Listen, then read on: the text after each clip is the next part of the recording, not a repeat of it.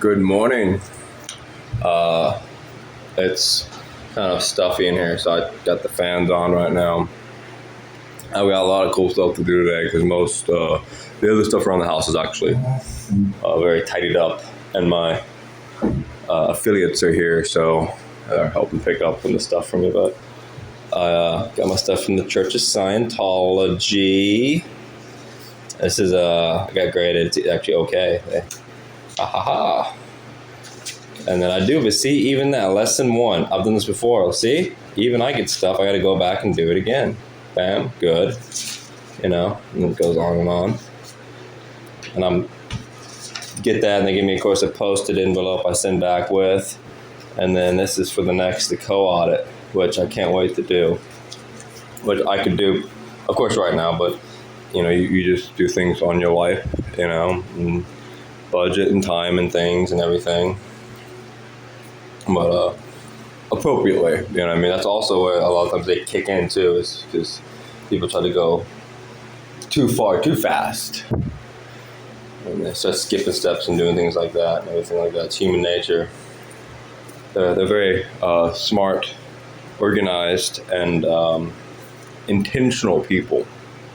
Things are very intended and for the positive reason of the person involved. It seems for them a lot of times, and of course the whole has a self-perpetuating model too, and a business model and things. And they are humans that they survive as a group too, and individuals, but it's usually for individuals. But I'm not trying to convert you or anything. Check it out. But we like it. Like, I've done this before. This is book 1. I've done this like 3 times. And you can't wait to do it, keep doing it. It's weird, like people do they take a class to do Scientology. Of course, they send me handwritten letters and stuff and that kind of stuff. And hey, I donated $5 to the Church of Salt Lake City when it opened. $5. 5. 1, 2, 3, 4. 5th. Yeah, that's right. Oh yeah, bitches.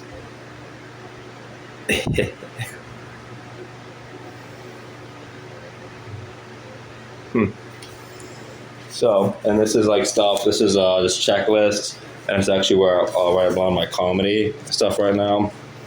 I'm going to bust out index cards and go through my stuff. Last night, I did more of an improv set. Almost nothing about my set was planned. Coffee, of course, in the morning. All my dishes from last night, from my pork loin bruschetta I made.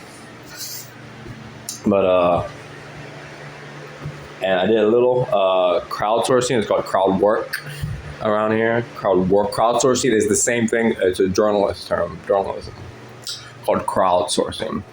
And they call it crowd work in comedy here, or in this more. It's still crowdsourcing or crowd work, same thing. Potato, you know what I mean?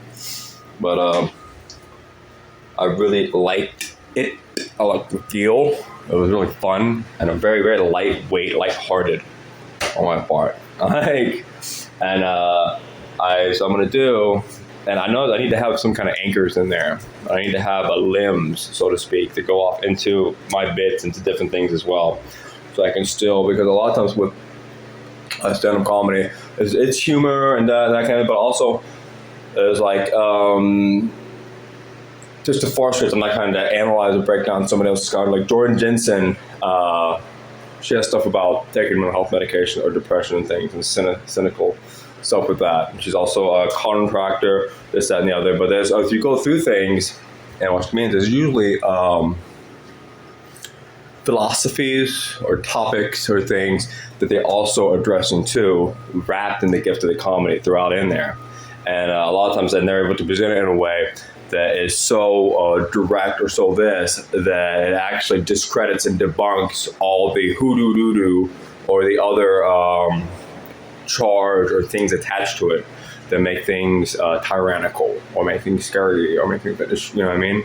Because nobody, one thing is we should never be slave to anything in our reality, especially things like psychological or sales or social agreed concepts or ways of norm that we invent that are soft things and not tangible. They are soft. We've invented them. And this goes beyond just quantum the quantum reality we live in, which we shouldn't be actually victim. We observe reality into existence, but these things that are these ideologies and concepts and ways people use peripheral suggestion and subtext and suggestion and things like that and induce people to as well, is that they can quickly be debunked through this avenue, as well as many other things. There's so many different layers to the comedy onion. But to kind of keep grounded in sets too, because it's part of the muscle. Like my thing when I was building this person, of course I actually was a comedian before that, and I had like the I'm on a mission from God thing kind of deal. Like I had a bunch of different stuff. I get some my old stories from years ago, the true stories. I actually should write them down and tie them in a little bit here and there. But my old bits, but was not just to be I like to be a little Hicks and a little Liza Shlesinger, a little this, a little that. I grew up going to church. It's a little bit with my dad listening to Jeff Foxworthy cassettes in the car. And Bubba, I forget his name, Big Bubba, he's a big guy, big country comedian. He's a Bubba. And what he talks about, he's a Bubba, and he talks like a Bubba, and he's funny. So he's like a white redneck, the Vel Crawford, who I love. The Vel Crawford, one of my favorites. I think he's freaking hilarious. But that with Jordan Peterson, if you put that in that context, you know what I mean? With the Jordan Peterson and that together. To me, that actually equals like a Hicks, a Bill Hicks. So, or at times, Anthony Jeselnik. Or Solander, not Solander, that's Grove Jordan, I do. Fucking, I have Pregno Bane talking about the Prego bitch, fucking Shlesinger, alright?